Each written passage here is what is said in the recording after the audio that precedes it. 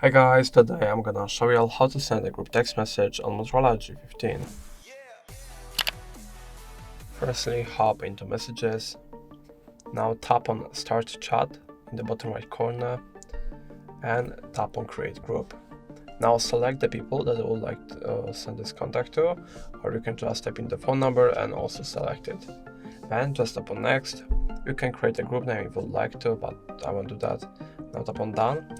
And now we just tap the message like usually here, but all of the replies are going to be handled in individual conversations, and like the users won't see each other, so it's not like a Facebook group or like a messenger group. It's just like you select the people that you would like to send the same message, like only one message, and it goes to all of the selected people. So that's going to be all. If it helps you, please leave a like and subscribe, and if you have more questions, let us know in the comments.